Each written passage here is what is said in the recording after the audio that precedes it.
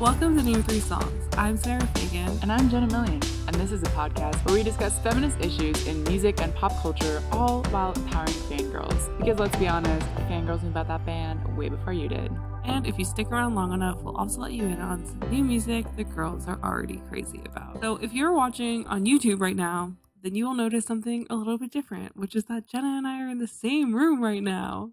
And if you're not watching on YouTube, then go over to YouTube so you can see us existing in real life together. Because while we have known each other and met in person before this podcast, since starting the podcast, this is the first time we've seen each other. And the last time we were together was 2019, pre-pandemic. So this is a big day for us, guys. Yeah, it's really crazy. And it's really fun to actually be able to look Jenna in the eye, in the flesh. And say thoughts directly to each other's souls. I know. It's really funny because it's like, oh, we're like doing a podcast every second of the day.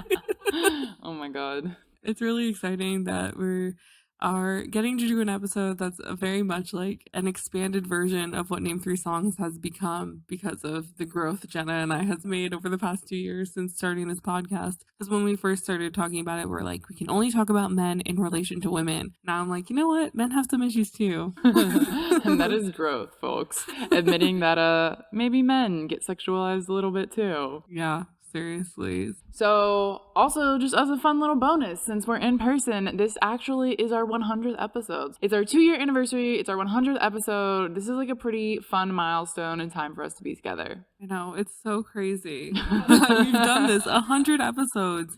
And that's so much growth too, and so much knowledge that we've gained from each other and from the internet and like from you guys, our lovely listeners. We've literally learned so much thanks to y'all. And it's just been such a good time, and I'm so excited to see like where this next year of Name 3 Songs takes us, especially now with our fun new artist interview section of the podcast. Yes, we do have some fun ones coming up, so as always, stay tuned. So Sarah, what are we talking about today? Today we're talking about how men have been over-sexualized in media, obviously mainly with a focus in music, but also men outside of the music industry and in pop culture in general. And this conversation, I think, is something that Jenna and I have thought about a lot, just in regards to like how we've grown as a podcast and conversations that we have had, but especially since we did our Harry Styles episode, which really focused on how from the get-go he was sexualized and labeled as a womanizer, and his whole persona in the media was very much like, ooh, Harry Styles is like this sex freak when he was like 16 years old. That's not happening. Yeah. But this episode really was spurred on still by Harry Styles, but by comments made by his co-star in Don't Worry Darling, Florence Pugh.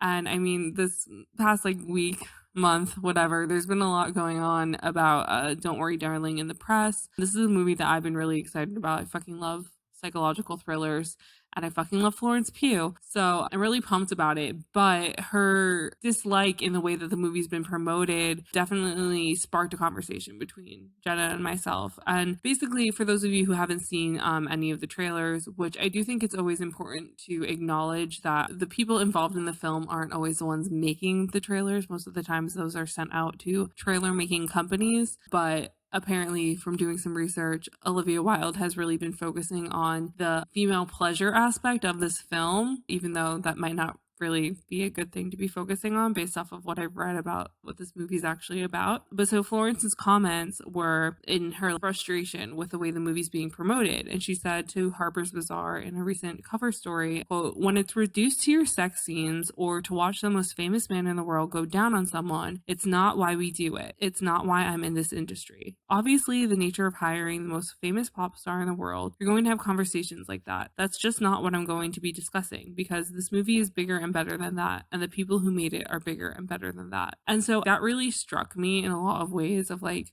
her frustration with the focus being not on her acting chops, which were also very much shown off in this trailer, and any of her personal skill set that she's acquired from her time as an actress. A lot of it was focused on Harry and the fact that the scene was very steamy. And I mean, personally, even like I was just like, oh shit, like this is gonna be hot because you can't deny it. Like it's a very sexy scene, but also like we don't know the context of how the scene's happening.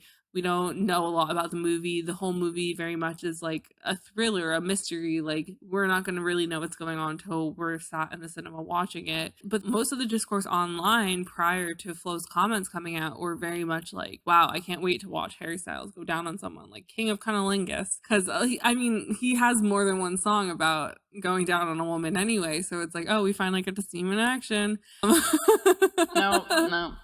I mean, but that's like a lot of what the discourse was, you No. know? And so I feel like I can completely understand where she's coming from with her frustration in the response to it of nobody even really acknowledging, oh, look at all these emotions she's going through in this trailer. Like, what's going on here? It's all like, wow, Harry Styles is fucking Florence Pugh, fucking hot. Yeah.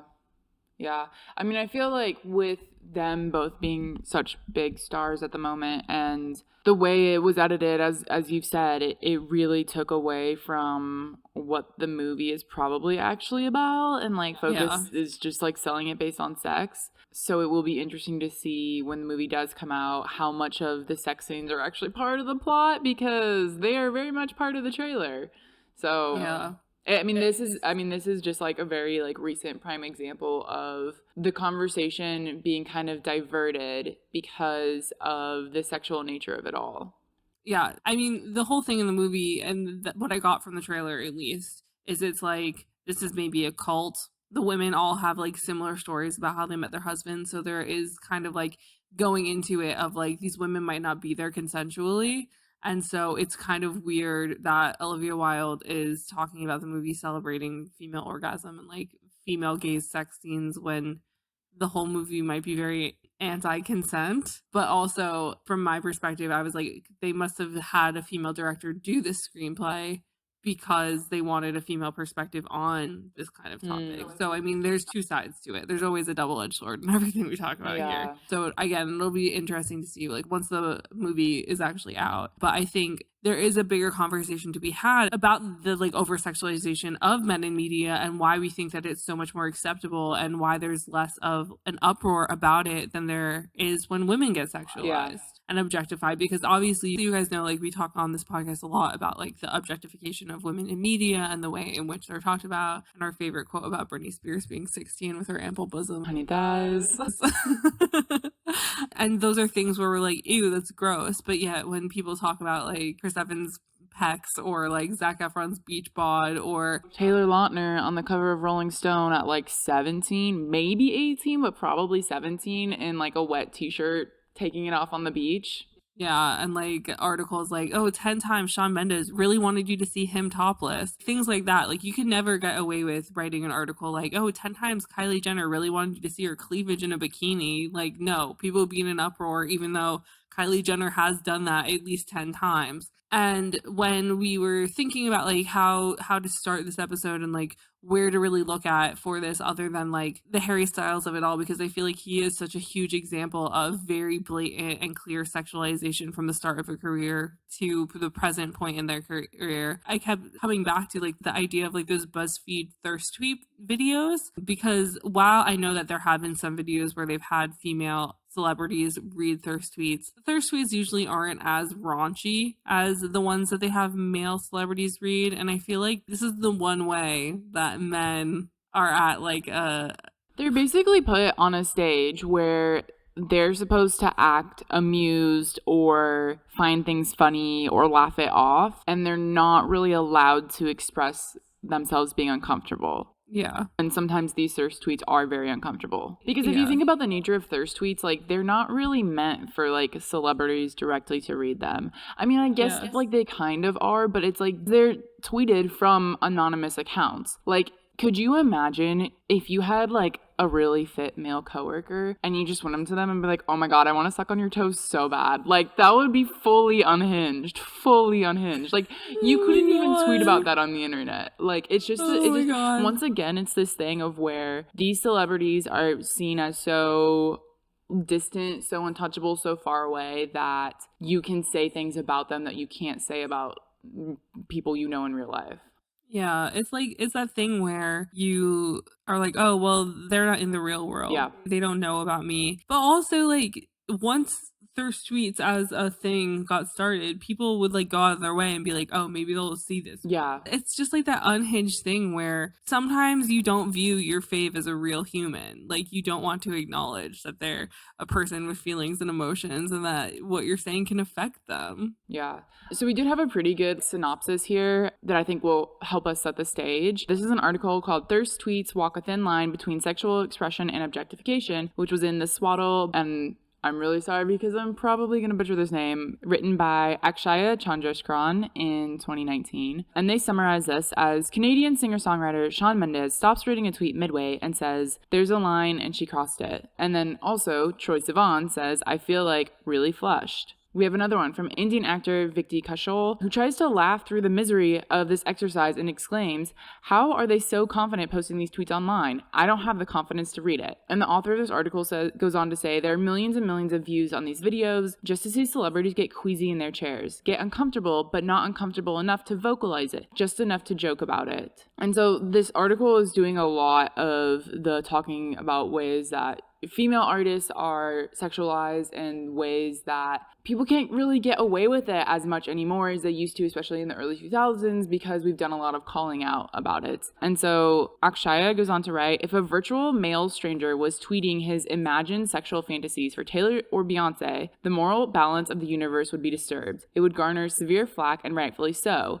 The probability of it being passed off as a harmless joke is nearly zero, and we would not just be passively cringing, but actively outraging." So I feel like the one time like women come out on top is like when they're being sexualized on the internet, of people being like, you can't talk about them like that. Like, that's disgusting. How dare you? What if somebody said that about your mother? But nobody says like, what if somebody said that about your father? You know what I mean? Like, nobody does that.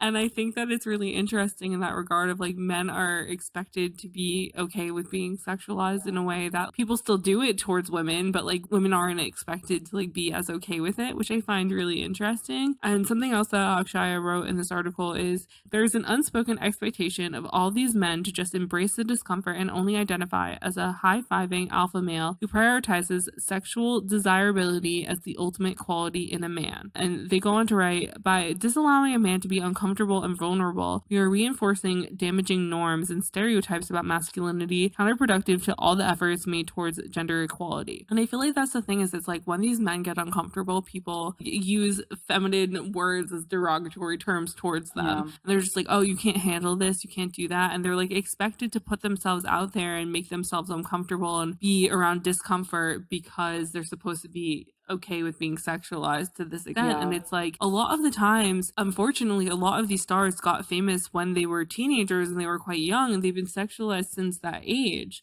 whether it's like outright or a bit less obvious. But I mean, like a good example, like Zac Efron or Justin Bieber or like any of these actors or singers who were famous when they were younger, the second that they become like more manly or like get stronger, are doing things that like they would need to do. So this would be more common in like actors, so like a Zac Efron, Taylor Lautner sort of situation, even if they're still young. In Taylor Lautner's case, like when he was in Twilight, he was 17. He went from being kind of like a normal looking teen boy to like a ripped teen boy. Ripped teen werewolf.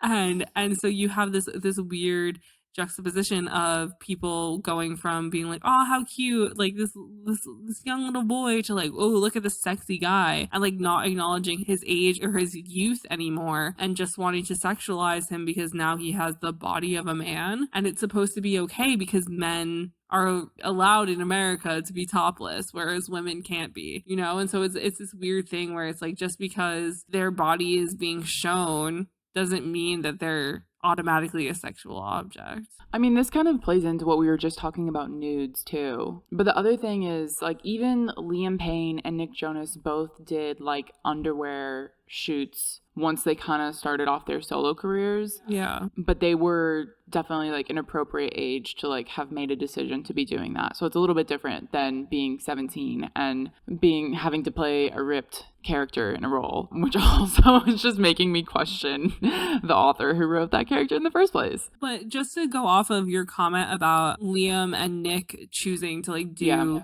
like an underwear shoot or whatever the case is, it's like there's also that expectation to do something like that of like, oh, okay, like I've been sexualized to some extent for my whole life. Now that I'm legal, I can own it myself. And so it's the same sort of situation as like these women reclaiming their sexuality.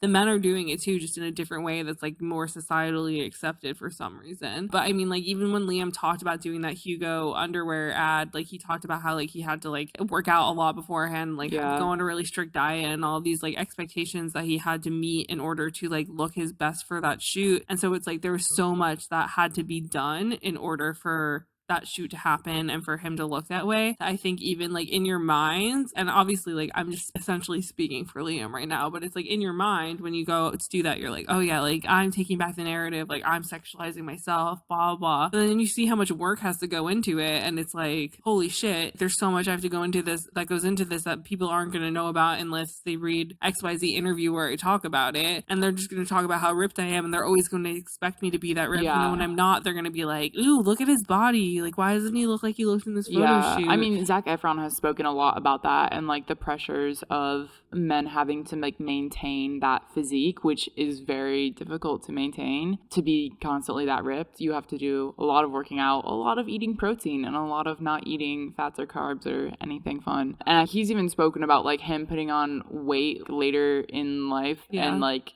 how kind of traumatizing it was. Like he was talking about like he wasn't able to eat carbs, he wasn't able to eat like mac and cheese or something like that. So it's basically these like very unhealthy body standards that we're expecting the elite actors and male pop stars to fit into, which continues to trickle down into the rest of society essentially. And I mean with Zac, it was like when he did his Netflix show and he like ate pasta, he literally like cried because it was like the first time in like 6 months that he'd eaten pasta, and he was like, I don't know why I keep myself from it. And I think it's that other thing of like eating disorders in men is something that's not discussed a lot, and is something that has way higher numbers than people would realize because it's not discussed a lot. But I mean, there's so many unreachable body expectations for men in the same way that there are for women. But I feel like a lot of people don't realize it because men don't run into the same issues as women do, where it's like a girl's not going to go up to a guy and be like, you were fat anyway. Like, ew, disgusting. Oh my god, wait, speaking of that, like, there's like a man on TikTok who's like, been going around asking women, like, would you date me if I was skinnier? And then all the women are like, I would date you right now. I mean, the commentary that I've seen about that is just the whole thing of like a lot of women, it's personality first. It's like confidence first. And it's like just having the confidence to come up and even ask that question. It's like, oh, a hot guy might not even come up and say hi to me. Like the fact that you would even ask and like be okay with like potential negative comments towards you, it's like, oh, that's confident that he feels like curing himself to like ask this and like not be worried about like what my negative response could potentially be, you know. But if a girl did that would not, like, oh my god, that like just the thought about it makes me nauseous. No thank you. So also just going back to this thirst tweet situation of it all, because I feel like this is the biggest example of men being sexualized on the internet, like, you know, that whole fun thing. And it's not always women in the comments. There's a lot of like gay men overtly sexualizing straight men that they wish were gay. There's a lot of issue with that with Taylor Lautner and Zac Efron as well. But the interesting thing here is that I feel like a lot of times women aren't viewed as predatory. Like they're not viewed as predators.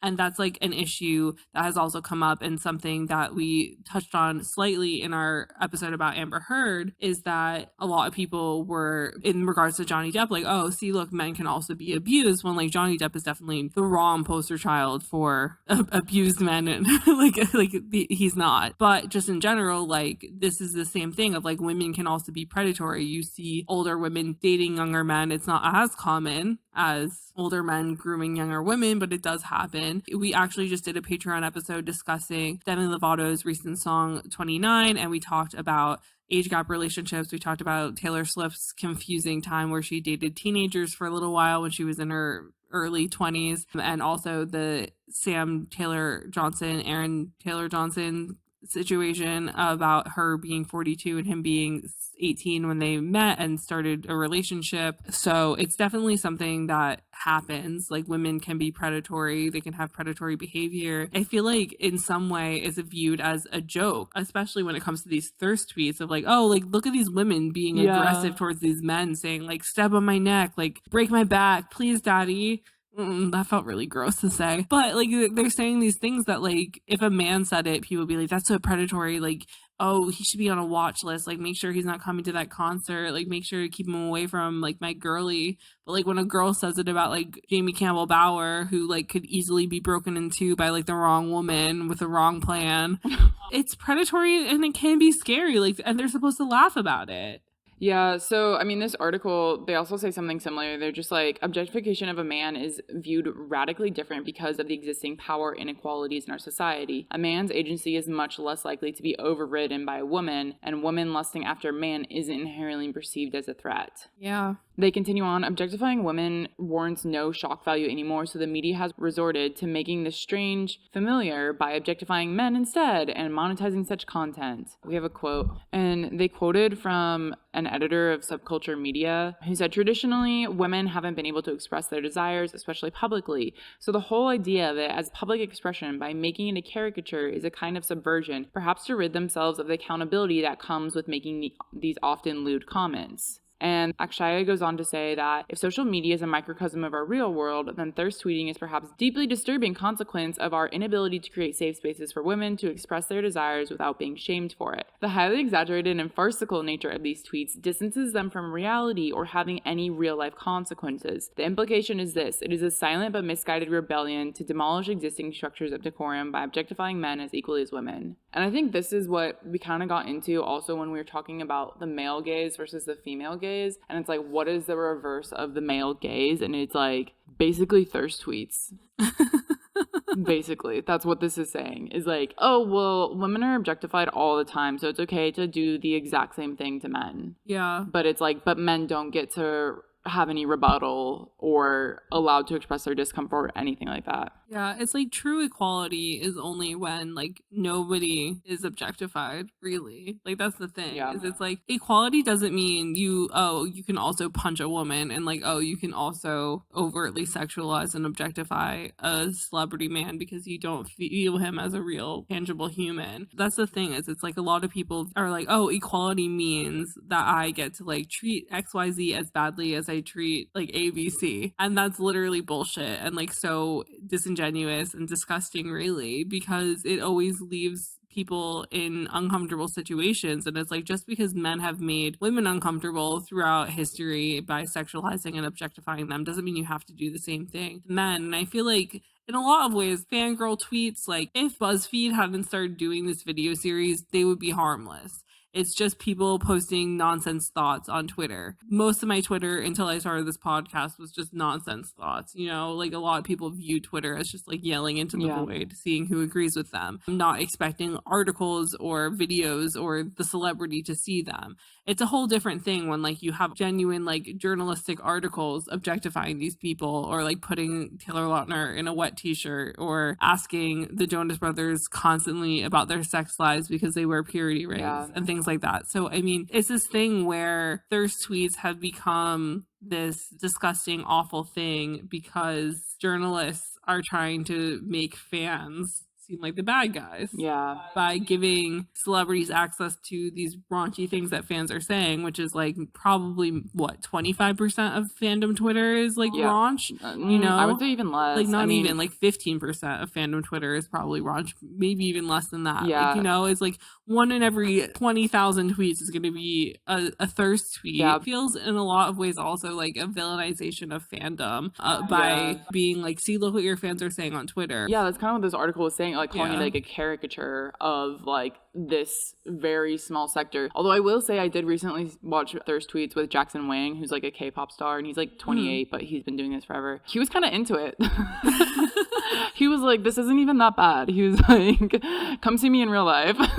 So, I mean, there's somebody for everybody, you know what I'm saying? Yeah, no, definitely. But I think it is interesting, like when you look at it from that viewpoint of, it's just like, it's so uncomfortable to watch these celebrities read those tweets, but like it's not like I haven't once thought like, yeah, Jamie Campbell Bower could step on my neck. Yeah, there's just a difference between appreciating something and thinking it in your head versus tweeting explicit things on the internet. Yeah, especially like I don't know. I feel like there's certain cases where it's like more wrong than others.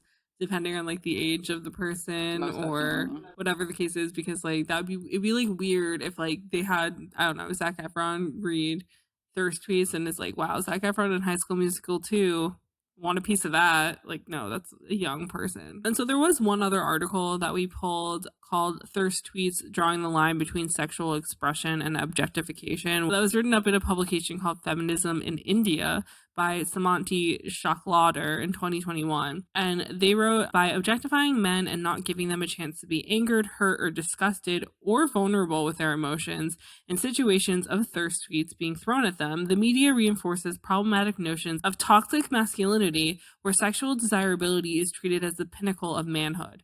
And I feel like that really summarizes a lot of what we're saying here of like, they're not expected to be mad about these tweets or like freaked out. They're expected to laugh them off. And take it as a compliment. Yeah, and take it as a compliment. Ringing bells a la catcalling. Yeah. Like, catcalling, like, the excuse for that is like, oh, no, but it's a compliment. Like, this is basically the same thing. Yeah, and the other thing that they write that I think is also really interesting is that with progressively open communication on sexual needs, rights, and sexualities, it seems that on the surface at least, thirst tweets are a mode of expression using hyperbolic language far divorced from real-world consequences as a method of subverting traditional expectations and gendered behavior. And I feel like, again, that's the thing is it's like these people are tweeting shit that they would never actually say to somebody and like things that are like so much a caricature of like their actual feelings.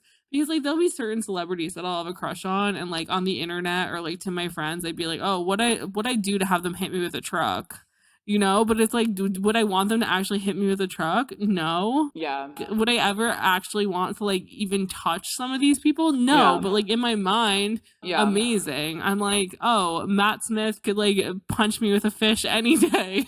Like, I don't know. Like, is that something I'm into? No. Is it something I feel in a moment? Maybe. Who fucking knows? It's always a bit of a joke and you don't ever expect that celebrity to see it. And it's kind of just like a poetic way to like talk about your personal sexual anguish towards a celebrity that you're intrigued by. Yeah. And it's not real, but it's also like, why should they be expected to like take it on the chin and just be like, oh, that's like doesn't make me uncomfortable in the slightest. I mean, I think there's some things that are relatively harmless, but then there's some that are very explicit and vulgar that I've seen on BTS Twitter, and I'm like, maybe this could have stayed in the drafts. Like, and they have thousands of retweets and thousands of likes, and I'm like, this is kind of disgusting. Yeah, I mean, like, there was one of the thirst tweet ones with Taron Egerton, and he like was into it, but also I feel like that's just like his personality. No, that's what I'm saying. Is like some people are kind of into it, so it really just depends on the person. Not everyone's gonna be fun. But also, like, you could tell that he was like taken aback Yeah. by like what was said. But he was like, I mean, if you really want me to blast your back out, like, sure, why not? You know, like stuff like that. So it is that thing where it's like some of them are good sports, but then there's some people like Shawn Mendes where we're like, I think they maybe crossed the line there. Yeah. But like BuzzFeed's like, you can't say that more than once. That's the only time you can complain about this. You have to be a good boy the rest of this session and just be fine with these thirst tweets. Yeah. So actually, speaking of Shawn Mendes, we do have another like real life scenario where he was kind of objectified and really uncomfortable with it. And a lot of the examples that we're going to get into are primarily looking at a lot of actors and like male pop stars when they were younger, when they were teenagers or just like barely legal kind of, and looking at the ways they were treated. Like, as we've already mentioned, like Zac Efron, Taylor Lautner, two really big examples of like they had to play hunky, ripped teen boys. Like, they had to play that role. So already, like, they were going to be sexualized no matter what. Surprisingly, it was a little bit more difficult for us to find conversations about this with pop stars. As we mentioned, Harry Styles is like such a prime example of this. But with Shawn Mendes, I was kind of taken aback by this, but there was two instances, and one specifically with Katy Perry at the iHeart Radio Music Awards in 2017. And so they were doing like a red carpet Facebook Live interview situation. And we have a write-up here in J14, so I'm going to kind of summarize from here.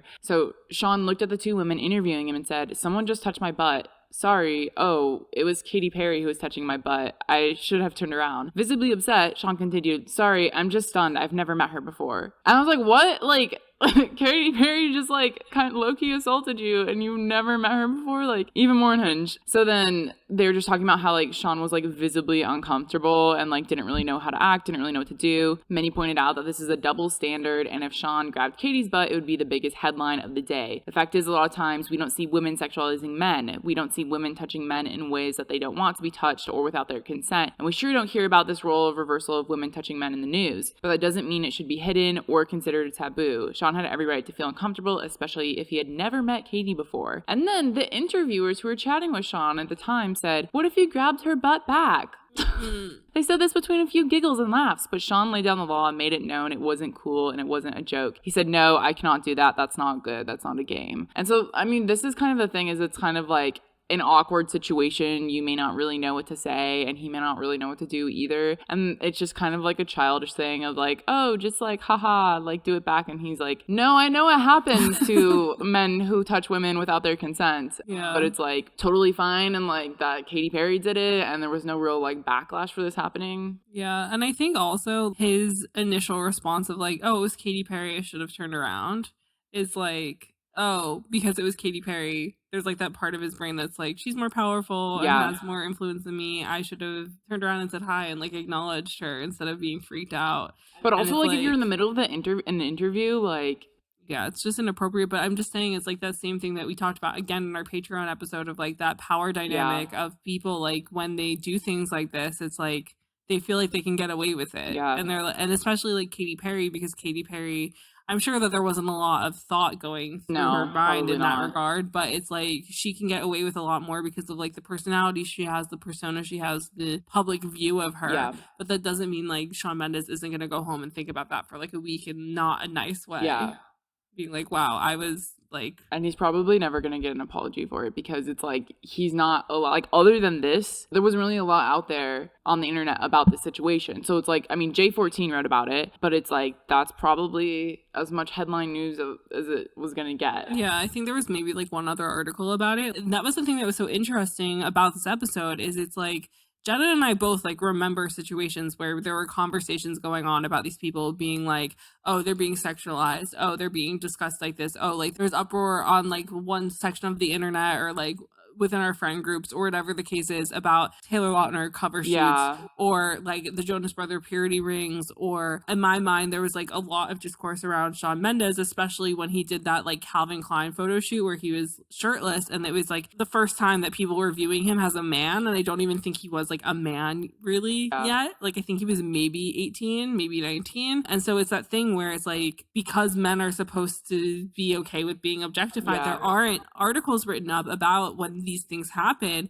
And so it was really hard to find a lot of articles about this stuff. So it's kind of pulling things like literal headlines of people being like, oh, like 10 times Shawn Mendes really wanted you to see him shirtless, or like whatever the case may be, of people like slightly acknowledging what's going on, but like doing it in a way that's more tongue-in-cheek or not really saying it in the same way, where not really getting to the root of the problem. Yeah, they're instead like kind of celebrating it by being like, oh, here, enjoy some topless photos, oh, enjoy this, enjoy that, where it's like, why is nobody talking about the fact that the internet is like losing their collective shit that Shawn Mendes got ripped and is in the shoot, when like he clearly was like still growing into his head. Yeah. Like if you look at those photos, like that is like an awkward teen boy on top of a chiseled man body. And I was like really uncomfortable, and I had friends being like, wow, Shawn Mendes is really hot now. And I was like, what the fuck is happening? Yeah. Like I was so uncomfortable with it. Yeah. I was like, this is so weird. Yeah. And I think that kind of mirrors what we talked about, the female pop stars like doing an album once they turn like 20 basically, or once they become 18 to 20, they do like the overly sexy album, and like men do it in the same way, but they don't do overly sexy for women. They do overly sexy to be seen as cool for men, which is the whole Justin Timberlake-ification of it all, or justified syndrome as we like to call it. But it's true, it's like in these photo shoots, specifically like the Nick Jonas one, the Liam Payne one, it's like the way those photo shoots are done and their underwear ads like kind of are for women. Like, they're kind of like a digestible media for women to appreciate. whereas do you know what I'm getting at? Like, whereas like a sexy Justin Timberlake album like is sexy, but it's not for like he's not doing it for women. He's not doing it for women. He's doing it to get male attention and like male respect. Whereas like those underwear ads are for like they're supposed to get women talking, but they're also supposed to make men be like, I want to look like that. Yeah. That like, oh wow, like he's really jacked, blah blah, whatever the case is. So it's like it's always the male gaze. It's never the female gaze in almost all of these situations. Like they're never photographed in soft light. They're never photographed like in a way that women will think about for longer than the fact that there's a news cycle.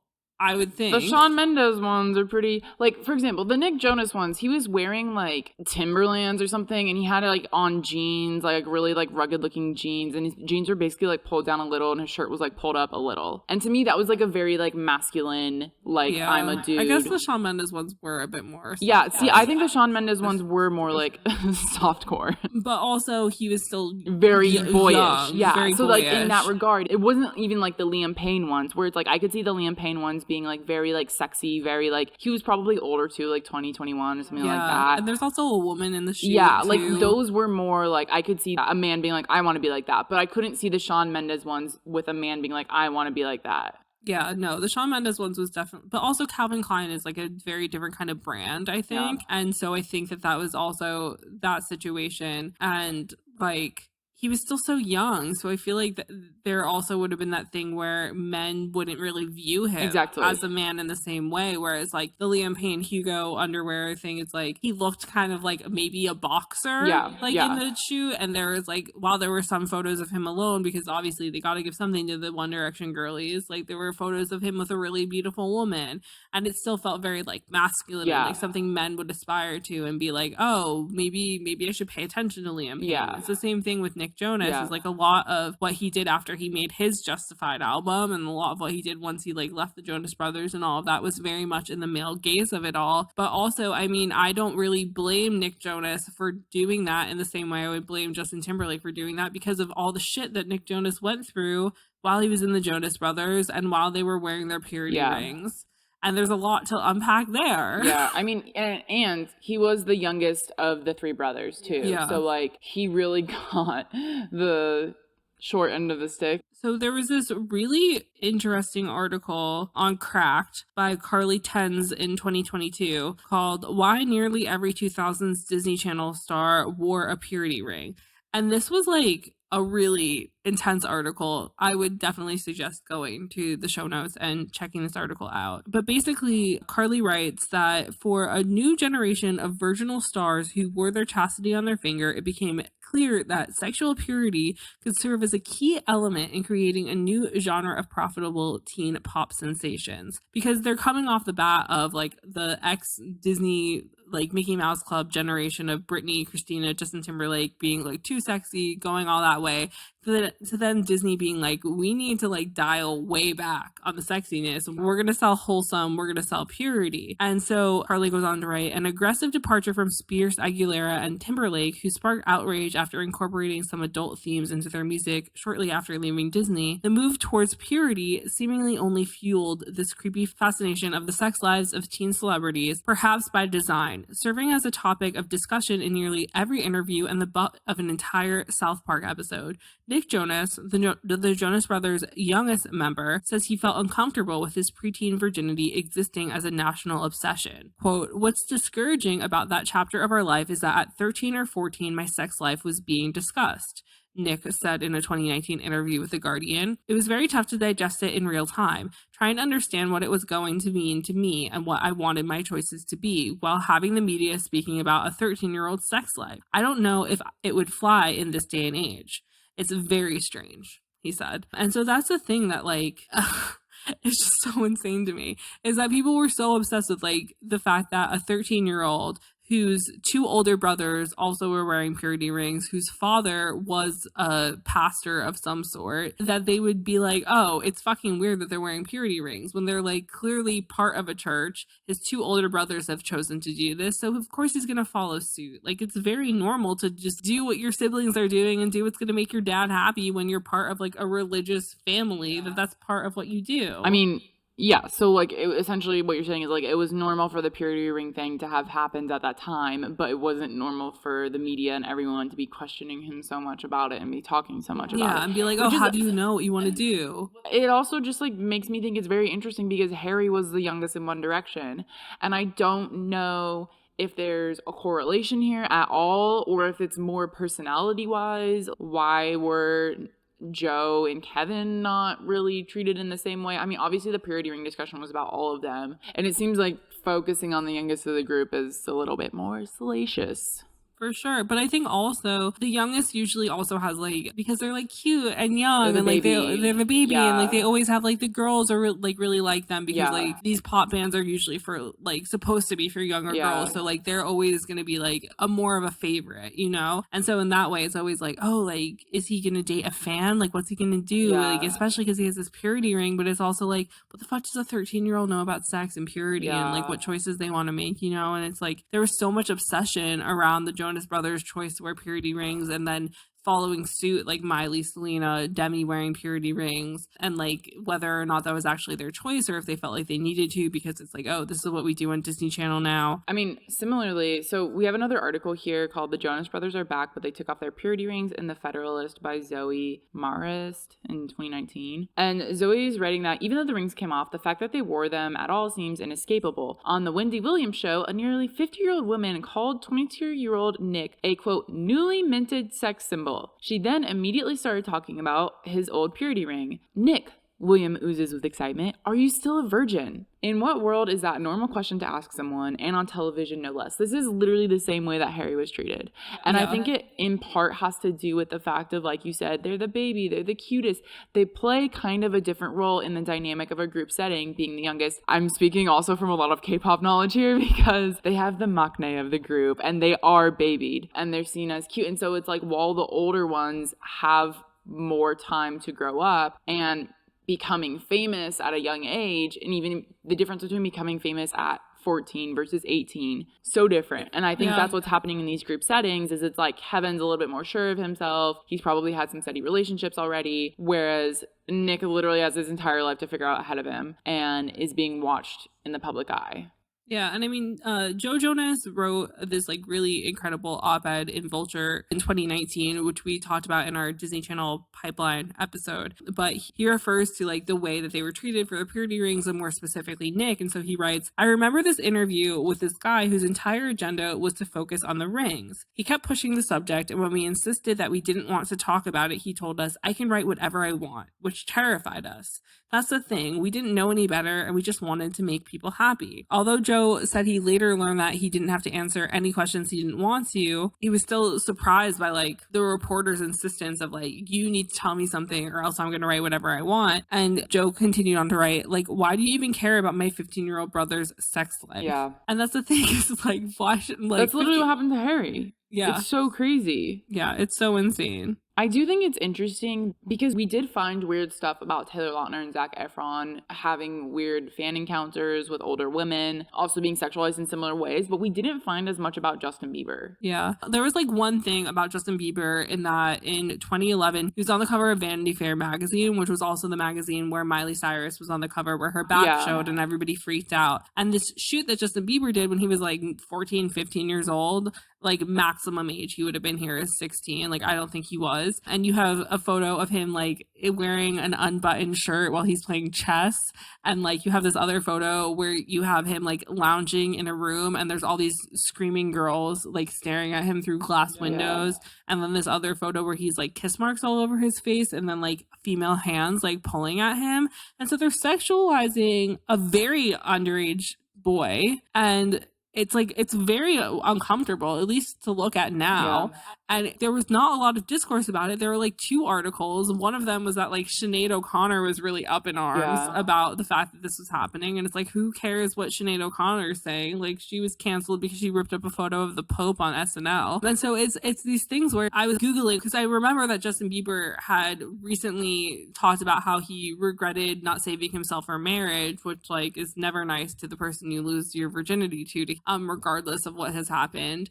But I was Googling to see, like, was Justin Bieber questioned a lot or, like, pushed to talk about, like, his dating history, like, all of that sort of stuff. And he wasn't really like the only conversations were like once he became more religious as an older age, there were like these conversations of him choosing to like be like, oh, I regret how I lost my virginity. And there are stories where like one of his friends essentially sold the story about like him and Selena going on a sex vacation because they finally told each other they were in love with each other and wanted to lose their virginity to each other, which I think is like very cute, but not something that should be information I'm aware of. Yeah. And I don't know why, like, he wasn't treated in the same way as, like, Harry Styles, because he's, like, around the same age as Nick Jonas, right?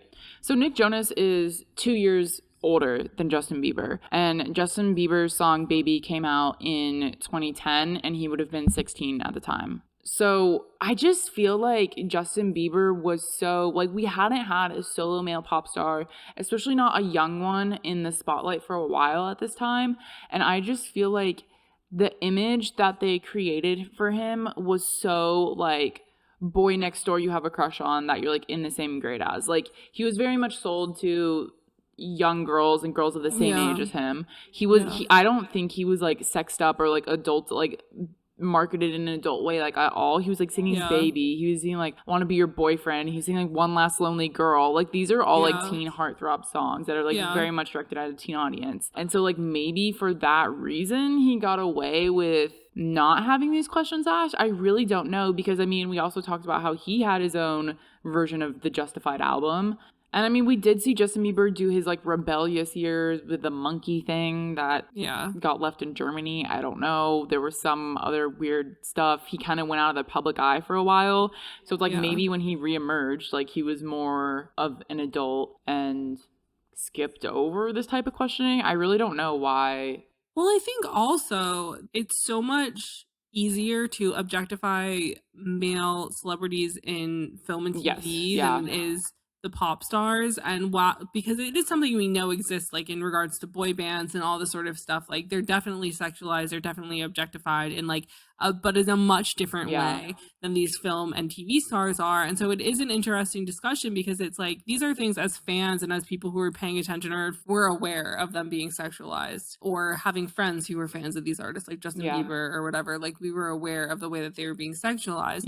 But at the same time, it's like these things aren't being reported on because they're being sexualized in a way that's like not as obvious or not as noticeable, because they're not on the screen taking their shirts off. They're like in the venues or whatever the case is, and they're not asked about it because people aren't like, oh, like you had to take your shirt off for this role, like how do you feel about it? And so while we don't usually talk that much about like stars outside of music, I did think it was important to talk about some TV and movie stars in this conversation, like we've been bringing Zac Efron and Taylor Lautner into the conversation, because they're going to be asked about this a lot more, because it's so much more obvious and so much harder to ignore when they're being objectified. Well, just to jump in really quickly on that, it's like if we think about female pop stars in contrast, because this is what our entire podcast is about, it's just talking about how women were sexualized, and we do a lot of reading of these articles and how they're talked about in the articles and how they're portrayed in the photo shoots. But it goes and men the same way, but it goes beyond that, because women are expected to adhere to these ridiculous standards on stage and perform sexy performances and do sexy dances and wear sexy outfits,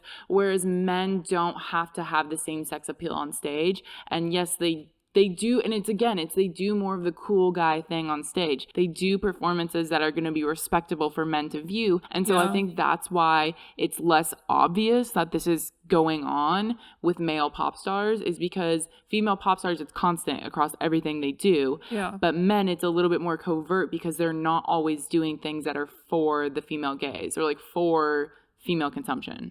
No, definitely. And I mean, that's why it's so interesting in regards to male actors like in film and TV who play these roles that are supposed to be for female consumption. And so there was this really interesting interview with Jacob Elordi in Men's Health in 2021 done by Lauren Larson, in which she talks to him about, like, obviously because it's Men's Health, so they're going to be discussing his body and like his workout routines and that whole situation. And so in this article she writes, "The shyness is endearing and a little unexpected from someone so Abercrombie looking.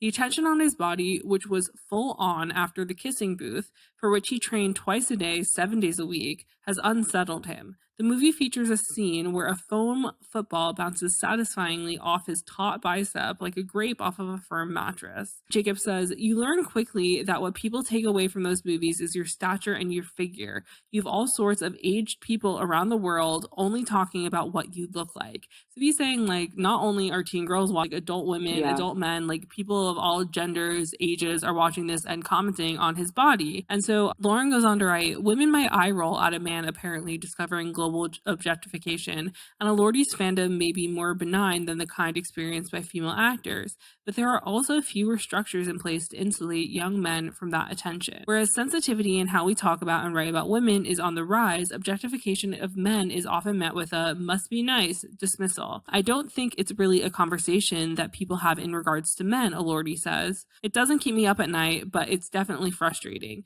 You go to a shoot and you'll be getting changed or something and someone's like, 'Ooh, would you look?' Can you imagine if I said that to a woman? 'Damn, look at your waist. Like, see you later.' I would never do that, but I think people see it on their screens so they think it's okay." And Lauren goes on to write, "His is not a serious grievance. He undercuts, but he's concerned about how the focus on his body may influence audiences' perception of him, and he's worried about how it would affect his self-perception. He says it's a slippery slope to put all of your value into the vanity of what your body looks like. Your body is going to deteriorate." And so, I mean, I totally see where he's coming from, and like it must be so weird to like be in what's supposed to be like a teen rom-com of a movie and feel so objectified from it that like you become so aware of your body that it can lead to like this kind of dysmorphic thinking about like, what am I supposed to do with my body? Like, I mean, I think that's the this? exact thing that happened to Taylor Lautner and Zac Efron. Yeah. Because like Zac Efron has spoken like specifically about like body stuff, but Taylor Lautner more spoke about how the fame kind of freaked him out and he like didn't leave his house for a few years. Yeah, I mean, there was like one article in the Mirror specifically about how Taylor Lautner said that when he would go to like premieres or press junkets for Twilight, that there would be moms and daughters, and like the moms would like ask him to sign their underwear, and like the daughters would be like, "You gross." But I mean, there definitely is like a long history of like older women being really into vampires. He was a werewolf though, Sarah. Yeah, but like just like I know, that, you know, I know, jokes, I'm joking. Sarah also did watch Twilight New Moon for the very first time this week, so we're speaking from educated background over here. So yeah, so I mean, like, it is interesting because again, this is something that Jenna, as a Twilight fan, remembers there being like this conversation around like the objectification of Taylor Lautner. Yet when you search Taylor Lautner objectification, there's tons of articles that come up, but none of them have quotes. They are like, "Oh, Taylor Lautner was really objectified. He was really sexualized." And it's like, okay, where's the fucking proof? Like, where's the proof? Like, I know that there was proof, but like, where is it? I mean, honestly, I think like if we really wanted to deep dive on the subject, we would have to go watch like Good Morning America interview, Red Carpet interview to like pick out all the specific instances. Because like I know they happened. I remember them happening. Like there's no way he wasn't objectified. He was literally 17, ripped on the cover of Rolling Stone with a wet t-shirt. Yeah. I may or may not have had a poster of that in my room. Yeah, but I mean, like, that's even, like, I used to get Tiger Beat and J14 all the time, and there'd be, like, shirtless photos of Jesse McCartney and, like, Cody Lindley. Did a single one of them have a six-pack? No, they all looked like the Stay Puft Marshmallow Man. Like, they were all, like, very, like, skinny fat. Like, they were just, like, normal boys, you know? Like, skinny with some pudge. I mean, and, basically like, really what Taylor pale. Lautner looked like before he had to get all ripped specifically for the role. Like they almost didn't bring him back on because they didn't know if he could play the role. And he was like, "No, I'll do it. I'll get ripped." Yeah, so they're just like, you need to be objectifiable. So also in talking about these movie stars and about the fact that they actually are asked or able to acknowledge the objectification because of like the constant expectation for them to be ripped and taking their tops off in films. Zac Efron did an interview with some site called new.com.au in 2016 where he said, "When it comes to being objectified, I signed up for it. Hopefully I can keep it up for as long as possible while I'm capable and still young." So Zac also said in this interview that there are a lot of times when it's uncomfortable for like him to be asked to take his top off, and he's like, "Is it really necessary for my character to be shirtless in this scene?" So he would feel like they're just taking advantage of the fact that I've gotten ripped, and they're being like, "Oh, you got mustard spilt on you. You gotta take your top off." Yeah. And like, can you imagine if they did that to a girl? They'd be like, "Oh, you got tits. Take your shirt off." But that's kind of what they're doing to Sydney Sweeney on Euphoria. Like, her tits are out way more than they need to be. Damn. I don't watch the show, so I don't know, but It's just like icky and I don't like it. But there was this other really interesting article about Zac Efron and like the objectification of men in general on the Daily Beast by Tim Tiemann in 2017, where which is titled Zac Efron's Eyes Are Up Here, Ladies, which I thought was funny. And so basically what this article is discussing is Zac Efron's appearance at the 2014 MTV Movie Awards, where he won the best shirtless performance award for that awkward moment. And so like when he comes up on stage to accept this award, he's wearing a button up t-shirt, and Rita Ora is the person who gives him this award, and she kind of like playfully unbuttons his shirt, and because his shirt is being unbuttoned, he kind of has to take this moment and be like, what the fuck do I do? And he takes it as like, okay, I just need to own this, and like kind of pops his shirt off, flexes, does the whole thing. But Tim writes, in his little moment at the MTV Movie Awards, Efron told in a few seconds the modern history of man and his relationship to his body, and how we look at the male body publicly. Efron, in a blank, went from shy concealment to peacockish display. At the gym and online, men, gay and straight, are showing off their muscled bodies as never before, and they don't seem to mind the gender and sexuality of who's looking. They like both the acquisition and performance of muscled masculinity. And so people on the internet were like freaking out, being like, oh my God, Zac Efron looks so hot. This is incredible, blah, blah, blah. And there were two paragraphs in this article that really hit me. And I was just like, oh, wow, like this is something that I think we should at least touch on a little bit in this episode, is that Tim wrote, look at Efron's expression in the moments after Ora pops his buttons. First of all, he grips his shirt tight, then it falls open. Then the game is up and he knows he must be a good sport. Not only that he must ratchet it up, in a split second, he's not only in on the joke, he's lapping up the catcalls. He knows his place. He knows he's an object of desire. He knows that this is a moment where he wins on all scores. Straight women and gay men get a toned six-pack to revel in. Straight men admire the training regime behind it. Tim continues to write, when Justin Timberlake accidentally revealed Janet Jackson's nipple at the Super Bowl in 2004, it was she who somehow ended up in the public stocks for it. He did not. How very different to Sunday night at the MTV Movie Awards. Ora just seems the giddy gal about town shouting the head night male stripper refrain of get it off at Efron, and the expectation on Efron is to do exactly that and to be good humored about it too. A male sex object can smolder, but is benign after all. We'll judge him, but we'll smile, applaud his good sportingness, and reserve the real bitchiness for Taylor Swift's new haircut. If a new era of male body anxiety really is imminent, at least it may level this warped playing field. I feel like that comparison of like, oh, Rita Ora ripped his shirt open, it's just like a girl being silly, Zac Efron's showing off, and Justin Timberlake ripping off Janet Jackson's top, and now Janet Jackson's whole career is ruined and like barred from the Super Bowl and the Grammys and every award show known to man. Yeah. The other thing it made me think of is being at a concert and the types of things that fans yell at male performers versus female performers, because it's like when a man in the crowd yells something kind of raunchy to a female performer, it's like disgusting, gross, and like makes the performer uncomfortable, makes people in the crowd uncomfortable.